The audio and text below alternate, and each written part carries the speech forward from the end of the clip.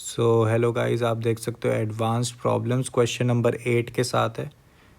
तो यहाँ पे ये जो क्वेश्चन नंबर 8 है कोऑर्डिनेट ज्योमेट्री से थोड़ा रिलेटेड है। तो यहाँ पे हमें क्या गिवन है कि एक ट्राइंगल ए बी सी है हुज वर्टिसेस, ठीक है, ए बी और सी हमें गिवन है। पी एक पॉइंट है जो कि ऑल्टीट्यूड पे लाई करता है ए डी पे, जो कि इस ट्राइंगल की है। सच दैट ऑर्डिनेट मतलब क्या होता है, वाई कोऑर्डिनेट, ठीक है। तो ऑफ पी इज़ 5, ठीक है, ये गिवन है।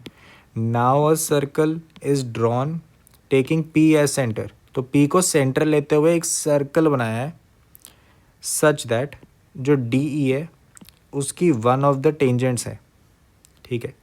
जहाँ पे ई जो पॉइंट है वो ए बी पे लाई करता है, ठीक है। Such that A B is perpendicular to C E, identify the true statements, ठीक है।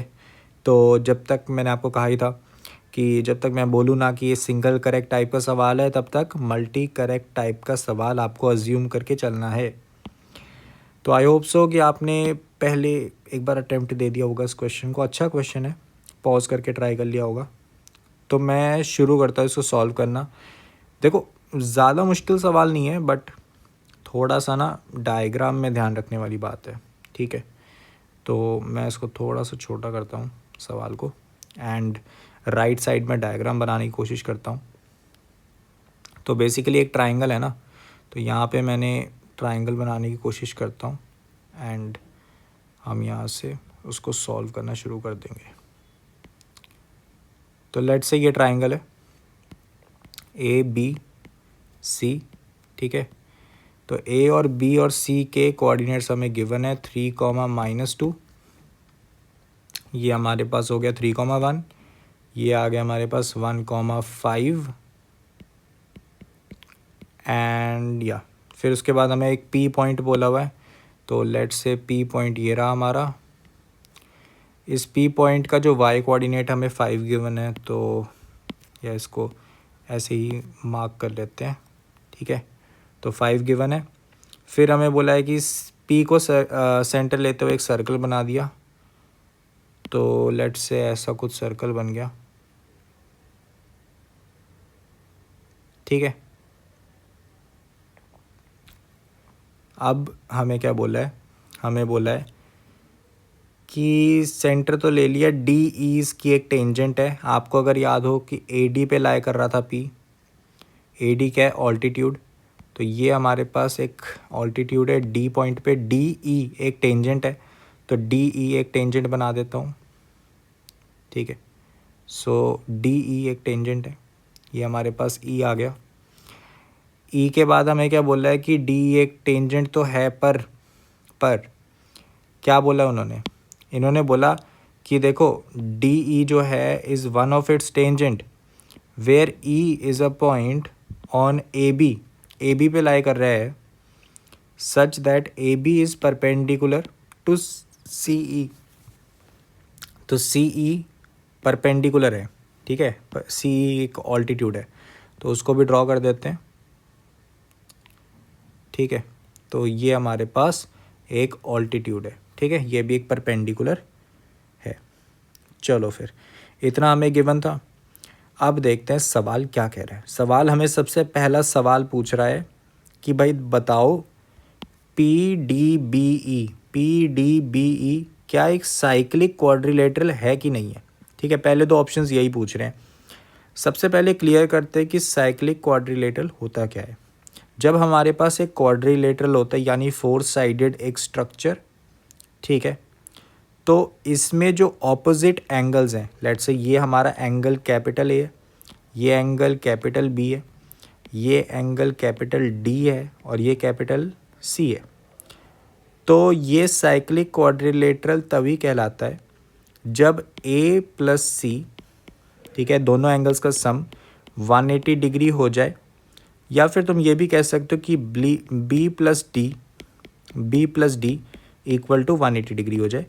इन दोनों कंडीशंस में ही, ठीक है, कोई भी एक ट्रू हो जाए तो दूसरी अपने आप ट्रू हो जाएगी, क्योंकि टोटल एंगल 360 डिग्री है।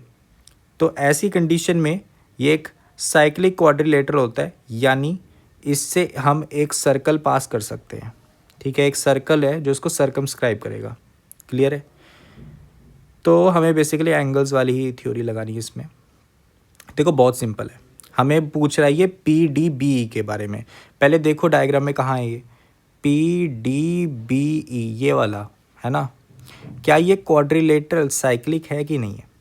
अब देखो तुम्हें दो एंगल्स ऑलरेडी पता हैं कि देखो AD जो है वो क्या है, ऑल्टीट्यूड। तो लेफ्ट साइड में भी तो परपेंडिकुलर ही होगा क्योंकि क्या है, लीनियर है ना, लाइन है BC। सिमिलरली यहाँ पे 90 डिग्री है तो यहाँ पे भी 90 डिग्री है। तो इस क्वाड्रिलेटरल में ऑपोजिट एंगल यहाँ पे 90, यहाँ पे 90, दोनों का सम क्या हो गया 180। तो ये क्या बन गया, एक साइक्लिक क्वाड्रिलेटरल। तो ये एक साइक्लिक क्वाड्रिलेटरल है। तो इसका मतलब कि ऑप्शन बी सही है, ऑप्शन ए गलत है। ठीक है, बहुत ही सिंपल ऑप्शन था पहला वाला, सिंपली डायग्राम को देख के आप बता सकते थे, है ना। अब दूसरा समझते हैं। हमें पूछा है centre of given circle is 17,5। ठीक है, अब एक चीज़ ध्यान रखना कि सेंटर ऑफ सर्कल जो है वो तुम्हारे पास P है, क्योंकि P को सेंटर रखी तो तुमने घुमाया वो सर्कल, है ना। तो P सेंटर है, मतलब ये तुम्हें इनडायरेक्टली P के कोऑर्डिनेट्स पूछ रहा है। P का y कोऑर्डिनेट हमें ऑलरेडी 5 गिवन है, तो ये 5 से मैच कर रहा है, तो हाँ ये आंसर हो सकता है। अच्छा, ये चीज़ चेक कर ली। फिर हमें क्या गिवन है, हमें बोले सेंटर निकालने, तो x कोऑर्डिनेट निकालना पड़ेगा। x कोऑर्डिनेट कैसे निकालेंगे ये सोचो। सबसे पहले ये चीज़ आइडेंटिफाई करो कि P जो है ना एरा गैरा सेंटर नहीं है। ये अगर ABC वाले आउटर ट्राइंगल को देखोगे तो ये एक ऑर्थो सेंटर है। क्यों? क्योंकि ये वो एक कॉमन पॉइंट है दोनों ऑल्टीट्यूड्स का। ठीक है, दोनों ऑल्टीट्यूड्स का कॉमन पॉइंट है, इसीलिए ये क्या है, ऑर्थो सेंटर। ऑर्थो सेंटर, तो हमें बेसिकली क्या करना है, हमें तुम कह सकते हो कि P के कोऑर्डिनेट्स निकालने, और P के कोऑर्डिनेट्स निकालने के लिए बेसिकली तुम ये दोनों लाइंस को इक्वेशन निकाल के तुम सॉल्व कर सकते हो। ठीक है, जैसे अगर तुम देख रहे हो BC की स्लोप निकालो। ठीक है, बहुत आसान है, बहुत मतलब ऐसा कुछ नहीं है कि मैं कुछ बहुत मुश्किल सा कर रहा हूँ। BC की मैंने स्लोप निकाली, क्या आ जाएगी 5 - 1, 1 - 3, 4 - -2, तो ये -2 निकल के आ रही है। ठीक है, अब अगर AD की स्लोप मैं पूछूंगा, AD की स्लोप तो वो परपेंडिकुलर होगी इसके, है ना। तो AD की स्लोप क्या आ जाएगी, AD की स्लोप क्या आ जाएगी 1/2। ठीक है, माइनस से मल्टीप्लाई करके रेसिप्रोकल कर देते हैं ना स्लोप को, अगर परपेंडिकुलर हो तो ये आ गई स्लोप। तो इसका मतलब मैं AD लाइन की इक्वेशन लिख सकता हूँ। AD लाइन की इक्वेशन बता दो मुझे, वो आ जाएगी कि A वाला पॉइंट पता है ना मुझे, ठीक है, और AD की स्लोप पता है, तो उससे मैं इक्वेशन लिखने जा रहा हूँ। तो y + 2, ठीक है, 1/2 x - 3। ठीक है, अब सिमिलरली हम CE की स्लोप लिख लेंगे। तो मैंने सबसे पहले क्या निकाला, AB की स्लोप निकाली। ठीक है, मैं इसको लेट्स से ग्रीन पेन से कर लेता हूँ और इस कैलकुलेशन को थोड़ा सा साइड कर देता हूँ। ठीक है, तो ये हमारे पास एक तरफ हो गई। तो यहाँ पे अपने पास आ गया कि स्लोप निकाल दो AB की। AB की स्लोप कितनी आ जाएगी बता दो भाई। तो AB की स्लोप अपने पास आ गई -2 - 1, ठीक है, -2 - 1, 3 - 3। ठीक है, तो बेसिकली ये अपने पास x = 3 वाली लाइन है। Oh sorry, so it's you can say कि x = 3 वाली लाइन है, क्योंकि x कोऑर्डिनेट दोनों का सेम है ना। ठीक है, तो अगर x = 3 वाली तुम ना ऐसे विजुलाइज करते हो, x = 3 मीन्स कि कुछ ऐसे वर्टिकल लाइन है, तो उसके परपेंडिकुलर लाइन हॉरिजॉन्टल वाली होगी, और अगर वो CE से पास कर रही है तो हॉरिजॉन्टल वाली लाइन का y कांस्टेंट रहता है। तो इसका मतलब अगर ये 5 है तो ये सारी जो लाइन जा रही है सबका y कोऑर्डिनेट 5 ही होगा। ठीक है ना, बहुत बढ़िया बात। ठीक है। वैसे तो मेरे हिसाब से सी ई निकालने की हमें ज़रूरत भी नहीं थी, क्योंकि पी का वाई कोऑर्डिनेट मुझे ऑलरेडी गिवन है, सिर्फ एक्स ही निकालना था। ओके, तो इसी इक्वेशन में हम क्या करेंगे, वाई को 5 डाल देंगे और एक्स कोऑर्डिनेट निकाल लेंगे। तो आपने वाई को 5 डाला तो 7 इंटू 2 प्लस 3, ये हमारे पास एक्स कोऑर्डिनेट आ गया है जो कि 17 आ रहा है। तो एक्स कोऑर्डिनेट 17 आ रहा है, बहुत सही बात है, बहुत सही बात है। 17,5 इज़ द करेक्ट।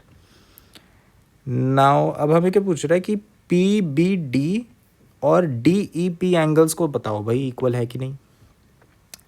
तो P B okay, P B है, पी बी डी ये वाला एंगल, ठीक है। और हमें क्या पूछ रहा है, डी ई पी, अच्छा डी ई पी, ओके। तो मैं ऐसा करता हूँ, नेमिंग करता हूँ ना, थोड़ी सी ऐसा समझने में आसान रहता है। तो मैं लेट से ये मान लेता हूँ कि ये वाला जो एंगल है पी बी डी वाला ना, ये वाला अल्फ़ा है और डी ई पी वाला ये बीटा है, ठीक है। तो मैं इसको डायग्राम में मार्क कर देता हूँ ताकि अच्छे से समझ आ जाए कौन सा एंगल क्या कह रहे हैं। तो मैं पहले लाइनें कनेक्ट कर दूँ, बी पी को कनेक्ट कर रहा हूँ मैं, और लेट से ये जो एक पॉइंट आया ना, इसको मैं कह देता हूँ एम, ठीक है, कैपिटल एम कह लो, ठीक है। तो ये हमारे पास अल्फ़ा है, ठीक है, हमारा पहला वाला एंगल पी बी डी, और हमारा दूसरा एंगल है डी ई पी वाला, तो ये वाला हमारा बीटा हो गया, ठीक है, ये बीटा है। सो इस लास्ट वाले ऑप्शन को चेक करने के लिए कि अल्फ़ा और बीटा बराबर है कि नहीं, तो हम क्या कर सकते हैं ना कि क्योंकि हम प्रूफ कर चुके हैं कि पी डी बी ई एक साइक्लिक क्वाड्रिलेटरल है, तो मैं आपको एक सेपरेट डायग्राम से समझाना चाहता हूँ कि आखिर इसका एक्चुअल मीनिंग क्या है।